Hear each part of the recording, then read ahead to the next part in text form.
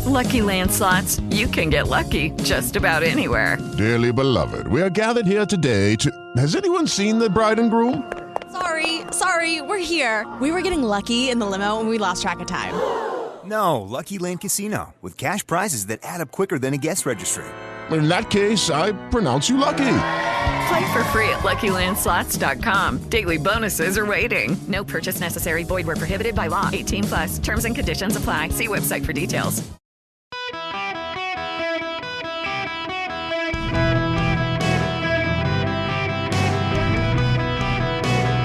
Welcome to the Eric Erickson Show podcast, Hour 1. Hello and welcome. It is Eric Erickson here across the nation. The phone number, 877-973-7425. You can follow me across the series of tubes known as the internet. Just text the word Eric, E-R-I-C-K, to 33777. Find all the social media links, the podcast, the live stream, the daily email. By the way, Thanksgiving is next week. So if you're on the recipe list, I'll be sending out all the annual recipes, the gravy, how I do my turkey, the breakfast to make for your friends and family. All of that comes out this week. Text recipe, singular, not recipes, but recipe to 33777. It is no charge. Sign up. You'll get my gravy recipe. If nothing, it's the best gravy recipe. It is. Text recipe to 33777. I'll get you all that stuff in another day or so. Now, I want to begin in a roundabout way to talk about the news of the day. You'll have to forgive me. I am a professional. Trust me, I know what I'm doing. You do need to know in the third hour of today's program, Mike Pence, former Vice President of the United States, will be joining me. But I want to talk about what's going on in Washington in the run-up to an announcement by Donald Trump about FTX. It may sound a little esoteric to you. It may sound a little abstract. Let me see if I can bring this home to you. FTX is a crypto exchange. You could go to FTX and you could buy cryptocurrencies. You could trade cryptocurrencies. You could buy one cryptocurrency and use it to convert into another cryptocurrency for purchase. It was run by a guy named Sam Bankman-Fried, who was the largest donor to the Democratic Party this year. He donated tens of millions, if not hundreds of millions of dollars to the Democrats, second largest donor to the Democrats overall, other than George Soros. Sam Bankman-Fried's parents are Stanford University professors. His mother learned how to bundle money for Democrats and, in fact, upped her game when her son made his money and brought him into it, and they helped fund the Democratic Party. Sam Bankman-Fried may be carted off to prison now, but maybe not. He had a trading firm called Alameda Research, or Alameda Partners, and that company would buy up the cryptocurrency that his exchange, FTX, created. And it appears they were using client money to make the purchases. You're not supposed to use your client money to make your internal purchases. It appears they were. It appears essentially it was something more than a Ponzi scheme. It was much larger than a Ponzi scheme. It was corrupt. It appears to be illegal. And the regulators are now beginning the process of holding and seizing assets and doing their investigations and writing up their subpoenas and warrants. FTX had naming rights to the Miami Heat Stadium in Miami, the basketball team there. It spread its money around the Democratic Party and progressive causes.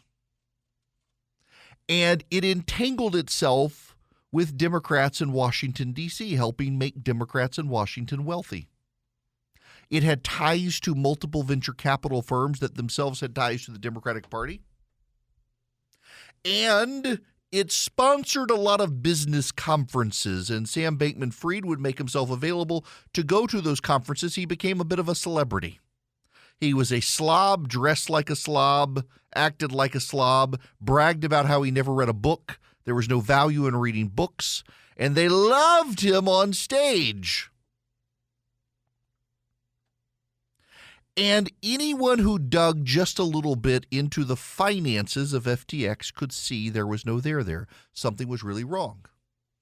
And a number of investigative journalists, independent investigative journalists, began raising the red flag to people at CNBC, to people at the Wall Street Journal, to people at Bloomberg News, and none of them would look. The major media outlets wanted FTX's sponsorships of their conferences and wanted Sam Bankman-Fried on stage. They wanted access to him, so they did not criticize him. Elizabeth Holmes founded a company called Theranos. Theranos believed it had a magic miracle technology wherein you could take a pinprick of a finger and a drop of blood and determine if someone had cancer, rare genetic disorders, disease, potentially find cures. Elizabeth Holmes brought in Republicans and Democrats alike from Washington, D.C. She put them on the board. She paid lavish sums to sponsor conferences and sat on stage. She was a huckster and a fraud who's being carted off to jail. You know who the whistleblower was at Theranos? You know George Shultz? George Shultz was Ronald Reagan's Secretary of State. George Shultz's grandson got a job at the company. He wanted to be a genetic researcher. George Shultz's grandson worked at Theranos. His grandfather sat on the board. So one of the outside observers. When Shultz's grandson went to Shultz to tell him there was a problem at the company, they demanded he shut up. So he began leaking to the Wall Street Journal. The Wall Street Journal actually gave an explosive investigative review of Theranos and exposed the Theranos fraud, and the Wall Street Journal helped bring it down. And Shultz became alienated for a time from his grandfather because he exposed the company was doing wrong. But Elizabeth Holmes and Theranos knew they could get the Washington elite on their board and give them access and pay for their conferences, and no one would come calling. But an enterprising Wall Street Journal reporter had to fight the bureaucracy of the Wall Street Journal to expose Theranos, and did. But Bloomberg News and CNBC and even apparently the Wall Street Journal didn't take the bait from enterprising independent reporters who were looking at FTX. The problem here is this, and it all ties into the election and it ties into the parties in Washington. More and more businesses understand that if they give access to the elite in Washington, D.C., the elite in Washington, D.C. will cover their wrongdoings, will bail them out.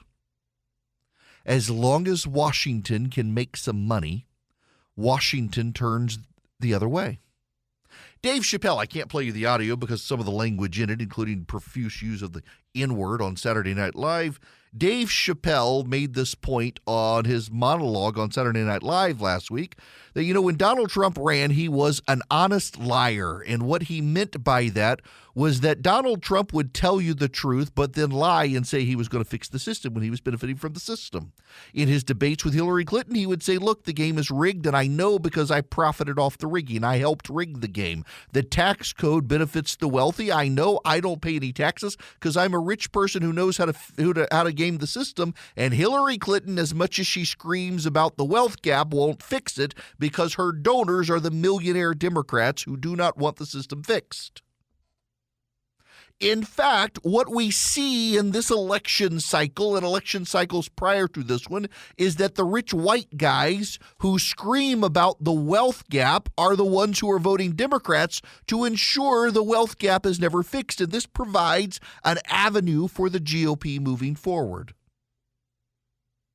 It is not a coincidence that Sam Bankman-Fried backed the Democrats with hundreds of millions of dollars. He's socially progressive. His parents are liberal academics. Yes, the Republicans have a good share of billionaires backing them, but the millionaire class backs the Democratic Party. And the millionaire class wrings their hands about poverty and the wealth gap, but they want to just provide a comfortable safety net for the poor. They don't actually want the poor to get off the social safety net and compete with them. Calvin Coolidge is still my favorite president. Calvin Coolidge was president of the United States before the Great Depression. And Calvin Coolidge said the business of America is business. And he explained that by that he meant the government's job was to ensure a level playing field so David could slay Goliath and become Goliath himself, to be later slayed by a new David. These days, the government of the United States does not allow David to slay Goliath. He subsidizes David and protects Goliath, so David never has the incentive or opportunity to slay Goliath. And both parties in Washington, D.C. prop up, subsidize, and regulate to the advantage of Goliath. It's why Trump did so well in 2016. It's captured in Dave Chappelle's monologues. He essentially would tell you he had been in the room. He had been behind the curtain in the smoke-filled room, and he knew how to play the game. And he would undo it all for the middle class, and he didn't. Not to the extent they expected. But he exposed what was going on, and people loved him for it. You know, if Ron DeSantis runs for president in 2024, he'll be the poorest person to have run for president in about 100 years. Well, not 100 years, since Harry Truman. He's a poor guy. He's with the middle class. He's not in the millionaire, white, rich set who votes Democrat. The citizens of the nation hate both political parties right now. The data shows that independents and a good portion of Republicans are really tired of Trump and they want to move on. But don't misunderstand what the voters said last Tuesday. We have the data now. It's not anecdote. It actually is data. The voters are furious with both parties in Washington. They think both parties in Washington do rig the system to benefit their friends, and by and large, they have the same friends. We have an aristocracy of technocrats who benefit the system, game the system to benefit the rich and the elite in this country. We haven't handed ourselves over to socialism. We've handed ourselves over to technocrats in Washington who think they can pick the winners and the losers.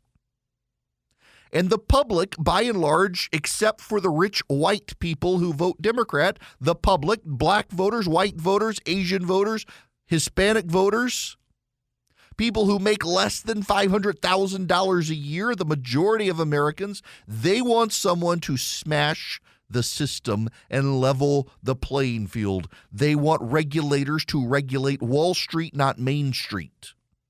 They want a party of Main Street in the middle class, not a party of Wall Street in the elite. They want a party not beholden to its mega donors, but to the middle class.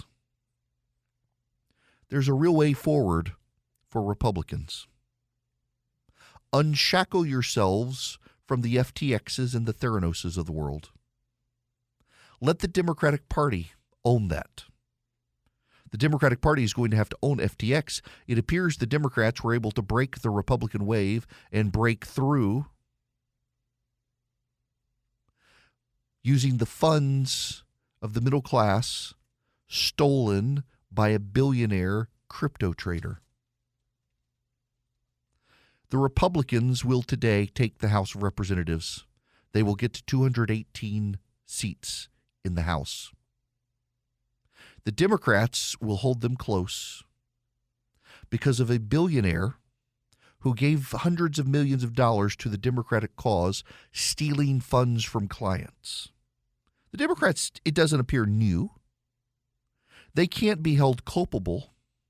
But what we will see over the next 2 years is that they will do nothing to fix the problem. They'll do nothing to right the wrong. They'll do nothing to rearrange the situation in Washington, D.C., all while they rail on the wealth gap, all while they rail against poverty in America, all while Elizabeth Warren attacks Wall Street. They will do nothing to fix the system.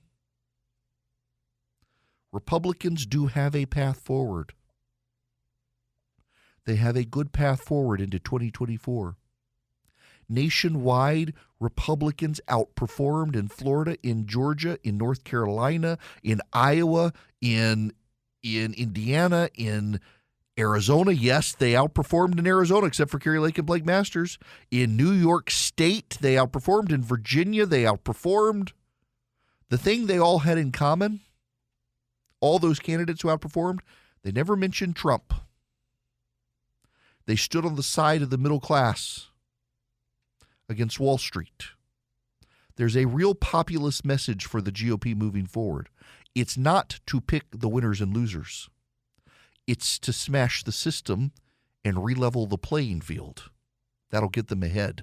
And they have Theranos and FTX to make a case for them against the Democrats and against their own elite internally within the Republican Party. Let's pause and just talk about what's going on in the country for a moment. We got sky-high inflation. We got runaway government spending. Trust in Washington is completely eroded.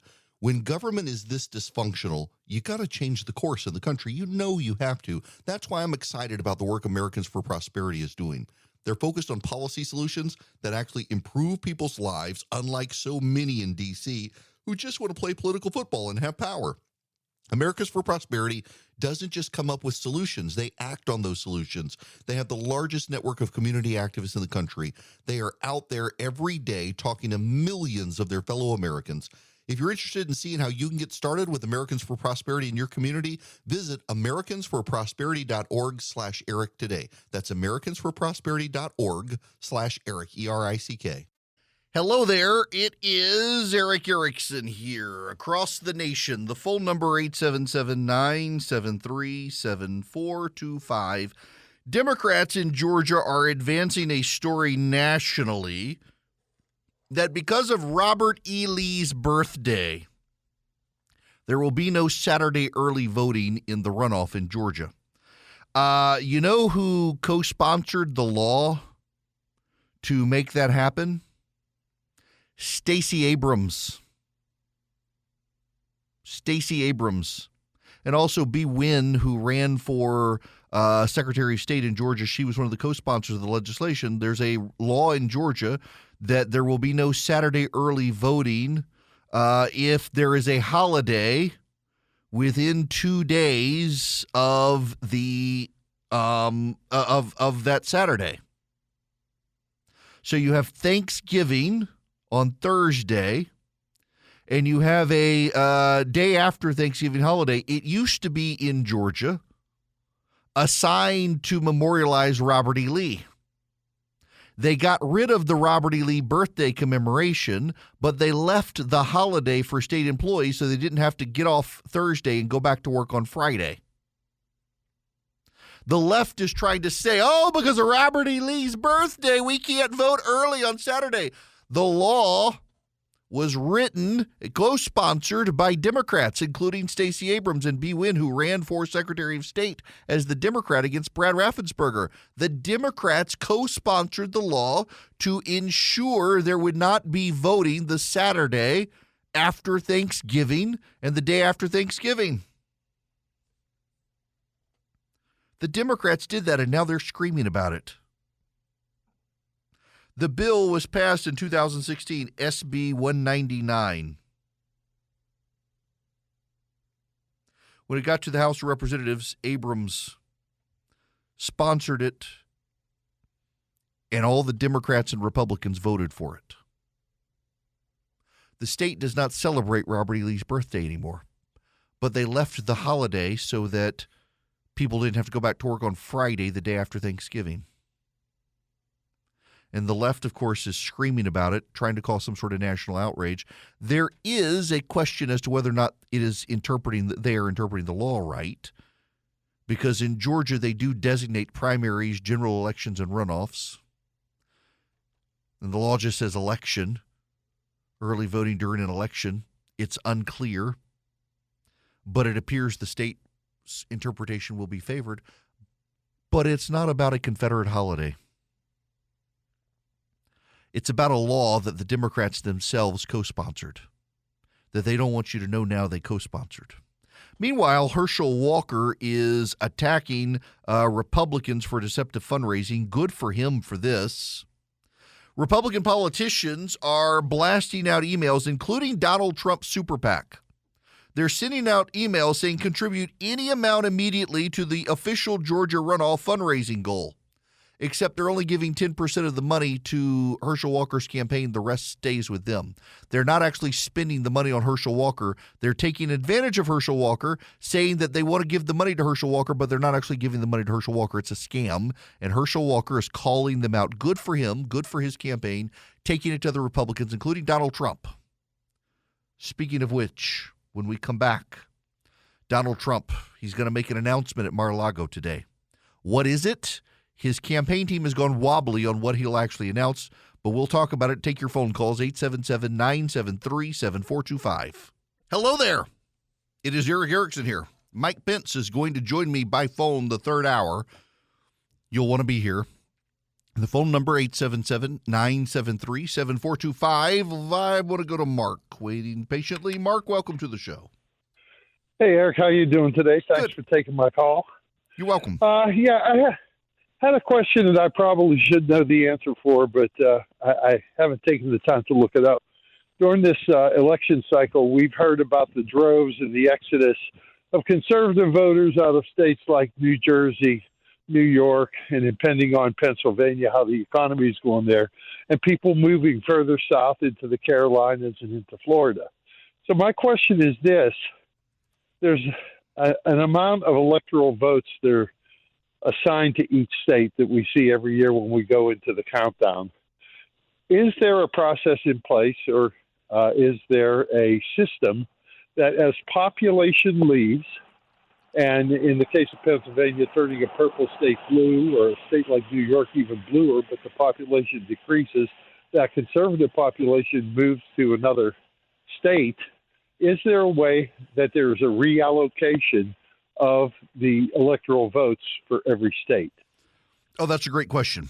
So, yes, there is, but only every 10 years. So every 10 years, you do the census. And the census takes into account the population shift. So, for example, New York has lost seats in this coming electoral college. New York will be down to 28 seats. California has not gained any. It stayed at 54. Texas has picked up a couple, so it'll now have 40 electoral college votes. Florida picked up a couple, so it'll have 30 electoral college votes now. Georgia was expected to gain one. It did not. It stayed at 16. Now, how the Electoral College works is kind of interesting. So the way it works is you take the total number of members of the House of Representatives in a state. You add 2 to equate to the 2 senators, and that gets you the total number of Electoral College votes. So Texas now has 40 Electoral College votes. That means Texas has 38 congressional districts now, up from 36. It has 38 congressional districts plus 2 senators, so it has 40 Electoral College votes. There are 538 Electoral College votes. That is 435 for the House, plus 100 for the Senate, and then Washington, D.C. gets 3 Electoral College votes, which is the minimum number any state can get. So Alaska, for example, has just 3 Electoral College votes because it only has 1 member of the House and 2 senators. The District of Columbia has 3 because that's the minimum number of Electoral College votes you can get. It does shift every 10 years. The math should be more favorable to the GOP to a degree, except there's a problem. And this gets to Trump's announcement today. You need 270 Electoral College votes to win. Why? Because there are 538 Electoral College votes. Divided by 2 is 269 plus 1, that's 270. To win, you need a majority. You need 270. Florida has 30. Texas has 40. Ohio has 17. But here's a problem. Let's look at the dynamic here moving forward. This is a problem for people who support Trump and for Trump. His team didn't do well in Arizona. They lost last time. They got blown out this time. Fast forward to 2 more years, the odds are if it's Trump, it stays Democrat. That's 11 votes to the Democrats. He got blown out of the water in Georgia. All of his candidates lost. He lost it last time, so give it to the Democrats in 2 years. That's 16 votes. Pennsylvania, same thing. Pennsylvania, the Trump ticket got blown out of the water. Trump lost it in 2020. That's 19 Electoral College votes. And then there's Michigan, where every single person who talked about, praised, or was supported by Donald Trump got blown out of the water, handing the Democrats their first hold on the state legislature and governor's mansion for the first time in 40 years. That's 15 Electoral College votes. You take Pennsylvania's 19, Michigan's 15, Georgia's 16, and Arizona's 11. Give them to the states the Democrats always win. That's 270 Electoral College votes. The Democrats are going to win Washington, Oregon, California. They're going to win New Mexico, Colorado. They're going to win Illinois. They're going to win Virginia, Maryland. They're going to win Delaware, New Jersey, New York, Connecticut, Rhode Island, Massachusetts, and Vermont. They're going to win them. Your swing states will be New Hampshire, North Carolina, Wisconsin, Minnesota, maybe, Nevada, maybe, except if it's Trump. If it's not Trump, if it is one of those generic Republicans, Pennsylvania comes back into play. Georgia comes back into play. Arizona comes back into play. Nevada comes into play. You win those, the GOP gets to 270 without even dealing with Wisconsin or North Carolina. If North Carolina goes right, if Wisconsin goes right, the GOP gets 296. That still leaves New Hampshire up for grabs. That leaves Maine up for grabs. That leaves Minnesota up for grabs. The GOP wins. There's a path, but that path precludes Trump unless something changes. Now, this gets to Trump's announcement. He's going to announce something at Mar-a-Lago today. It was originally forecast by his team that he would be announcing his run for the presidency. As the sun rose today, some of his team were walking that back, saying he's probably going to drop hints. It may not be explicit. His campaign is taking shape. Josh Dawsey, Michael Shearer of the Washington Post, a trio of longtime Republican operatives will lead Donald Trump's 2024 campaign, with the former president set to announce Tuesday evening in the ballroom of Mar-a-Lago, according to 5 people familiar with the decisions. There are expected to be notable differences from his 2020 campaign. His nascent presidential bid is not currently expected to have a traditional campaign manager with multiple advisors in top roles, according to some of the people familiar with the situation. Compared with 2020, the 2024 bid is expected to have a smaller staff and budget, as Trump has complained that his failed 2020 campaign had too many people and spent too much money. The new campaign will be based in South Florida. Trump has told others he wants to recreate the underdog vibe of the 2016 campaign. He faces a range of challenges, including multiple federal and state investigations, growing criticism from Republicans, and unpopularity in many of the 2024 states. The top advisors will include Chris LaCivita and Susie Wiles, a Florida-based political consultant. LaCivita was expected to take the leading role, but practically speaking, duties will be split between him and Wiles. Brian Jack will also be there, who served as a senior political aide in the White House and advised Trump and Kevin McCarthy.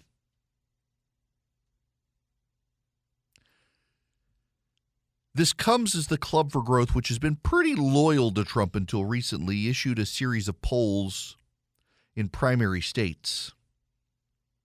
The polling is rather brutal. DeSantis would beat Trump by 11 percentage points in Iowa and 15 points in New Hampshire. Those are the first 2 races out of the gate. DeSantis would beat Trump in Ohio and South Carolina, in Georgia, in Texas, and in Florida. Those are some of the next states to come into play. Trump would also be beaten by DeSantis in Pennsylvania. This is what he heads into if he decides to run again. And then there is the Arizona problem. Republicans had a very good night in Arizona. I'm going to spend some time on this when we come back. Some of the Republicans are already screaming, it was stolen, it was stolen, it was stolen, except the Republicans won statewide the treasurer's race. The AG's race is still undecided. They got a majority of the congressional delegation, including the seats that were not drawn for the GOP. The GOP won. They maintained the majority in the state House. They maintained the majority of the state Senate. The only Republicans who lost were the ones who wrapped themselves in Donald Trump. In Michigan, John James won his race. God bless him. He's a good dude. Donald Trump never came out of the lips of John James. He never mentioned Trump. Tudor Dixon, who lost the Michigan gubernatorial race, wrapped herself in Donald Trump. In fact, Tudor Dixon didn't even run on the economy and crime. She ran on critical race theory and transgenderism. If the Republicans are willing to look at what happened, I have gone through the exit polling, I have gone through the data, I have re-looked at the data and looked at the data again. And the data shows that independent voters would love to have a Republican that they feel like they can vote for. And Trump and his acolytes are not it. All they have to do is don't be Trump, don't be crazy. You can run and offer up all of the platform that Donald Trump offered, that you will smash the machine. You will be a wrecking ball in Washington. You will push an America First policy. Offer all of that up, and you can win. Just don't be named Trump. Don't deny the election. Don't make your case about the election being stolen. You'll win. Independent voters don't like the Democrats, but they really don't like the Trump strain of the GOP. And so they rejected the GOP's candidates on election night, which cost the GOP gaining the Senate and nearly cost them the House of Representatives. Again, this is really, really important for you to understand that the Republicans actually did not have a bad night last Tuesday if they weren't Trump Republicans. Lee Zeldin was a Trump Republican who, the moment he got into the governor's race, distanced himself from Donald Trump, walked back his statements on the stolen election, and promised to be a regular mainstream Republican. He came within 5 points of beating Kathy Hochul. And because of Lee Zeldin, Republicans won the congressional delegations in New York. They purged the Democrats from Long Island. They beat Sean Patrick Maloney in his own district. The Democratic Congressional Campaign Committee chairman lost to a Republican. That rarely happens. In North Carolina, the Republicans got a supermajority of the state Senate, or one vote shy of a supermajority of the state House. They picked up the Supreme Court. They ran through the congressional delegation, but Bo Hines, who was tied to Donald Trump, lost to a Democrat in an R+12 seat. In Arizona, Dave Schweikert's going to run again and win again. Barely, but he's going to win. He's a strident conservative, but he distanced himself from Trump. In Iowa, the GOP picked up the Attorney General's seat for the first time in 40 years. In Wisconsin, they held the state legislature even as they lost the governor's mansion. The GOP did not have a bad night, but Trump Republicans did, and they tended to be the majority, which is why it looks like the GOP had a bad night. The warning signs are there. You may not be ready to leave him behind, but the voting public overall is. And onto a stage at Mar-a-Lago, he comes tonight to suggest he's going to run again in 2 years from what we know. He wants to get ahead of DeSantis. The Republican Party is going to have to decide, do they want to win or do they want Trump? The 2022 election should make very clear which path the GOP should take. I don't know that the GOP will take it, though. I don't know that they will. But they're going to have to if they want to move forward. The data is unmistakable. When we come back, I want to talk to you in the top of the next hour about what happened in Arizona. The data there wasn't stolen. Republicans did very well in Arizona. They were expected to lose the state legislature, and they won. The data's there if you want to pay attention to it. Right now, you need to pay attention to me. The Eden Pure Thunderstorm has a 3-pack that you can get for less than $200. You can get 3 of them, one for upstairs, one for downstairs, one for your car, your RV, or your suitcase, wherever you need it. It is an odor eliminator. It wipes out odors. Litter box odors, gone. Smoke odors, gone. Cooking odors, gone. Musty odors, gone. Put it in your hotel room. If it stinks, it cleans up the air, and you get 3 of them by going to EdenPureDeals.com and put it in my discount code, ERIC3, ERICK3, ERIC3 at EdenPureDeals.com. It does capture the pollen and the dust. It does clean the air, and it's filterless. You just wipe it out on occasion. I don't actually use it as an air purifier, but I use it when there's a bad smell, because it wipes out those odors, and it does very well. I've used it in rental cars when someone had been smoking in the rental car before I got it. Plug it in with a USB cord to a USB outlet of the car. It works. In a hotel room, you can plug it directly into the wall. It works. In your house, I've got a friend who uses it for his litter box. In his laundry room, where he's got the litter box, he'll fire up the Eden Pure if the litter box starts smelling, and it wipes out that odor. It wipes out odors. It can for you. You get 3 of them for less than $200. EdenPureDeals.com. The discount code is ERIC3. Hello and welcome. It is Eric Erickson here. The phone number, 877-973-7425. Well, DeSantis has finally spoken up about the Trump criticisms. Here we go. Well, let's see. Can I play the file here? It's coming across the series of tubes known as the internet, and it's moving a little slow. So let's see. When you're leading, when you're getting things done, you take incoming fire. That's just the nature of it. I roll out of bed in the morning. I've got corporate media outlets that have a spasm, just the fact that I'm getting up in the morning, and it's constantly attacking. And this is just what's happened. I don't think any governor got attacked more, particularly by corporate media. That was DeSantis. I don't know if everybody got that last part there. It rolled out of the left channel. But he said, one of the things I've learned in this job is when you're leading, when you're getting things done, you take incoming fire. That's just the nature of it. He didn't actually address Trump. That's kind of the way you need to handle it. Let your record speak for yourself. You know, everyone who, if you recall 2016, everyone who got in the mud with Donald Trump lost to Donald Trump. You're not going to get muddier than Donald Trump. It's going to be interesting to see this play out. What about the other people? You notice there are others sitting on the sidelines who want to get in. Nikki Haley, I think, would like to run for president. Mike Pence would like to run for president. Josh Hawley says he's out. Tom Cotton says he's out. I'm not sure Hawley actually is out. We'll see. Then you have some of the has-beens who are not going to run. Larry Hogan, for example. What's his name from up in Massachusetts, the Republican up there. In fact, let me see if I can find this. I asked Charlie to record it for me and then forgot to put all the audio in the file. Charlie Baker, probably the most popular governor in the country, is the outgoing governor of Massachusetts. He's a Republican. He was with Jake Tapper and essentially said we need to find some Republican who can build bridges and whatnot. The problem here is that whenever Republicans lose, the media puts on the liberal Republicans that they love, and the liberal Republicans, we've got to stop being conservative. No, conservatism works. Conservatism actually works still. You don't have to abandon your principles. The public just doesn't want crazy town. Conservatism isn't crazy. It's pretty mainstream. Coalition politics is something, though, that Republicans have to engage with. More on that when we come back. Don't forget, text ERIC, E-R-I-C-K, to 33777. Click that top link and sign up for my email as I continue to do all the data analysis into what actually happened on Election Day.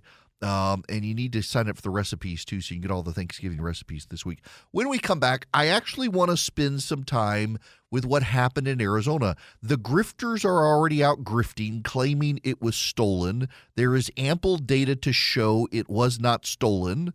But what happened actually is very interesting. Believe it or not, though Kerry Lake and Blake Masters lost, it was a very good night for Republicans in Arizona. Hey guys, it is Ryan. I'm not sure if you know this about me, but I'm a bit of a fun fanatic when I can. I like to work, but I like fun too. It's a thing. And now the truth is out there. I can tell you about my favorite place to have fun. Chumba Casino. They have hundreds of social casino style games to choose from with new games released each week. You can play for free anytime, anywhere. And each day brings a new chance to collect daily bonuses. So join me in the fun. Sign up now at ChumbaCasino.com. No purchase necessary. VGW Group. Void where prohibited by law. See terms and conditions. 18+.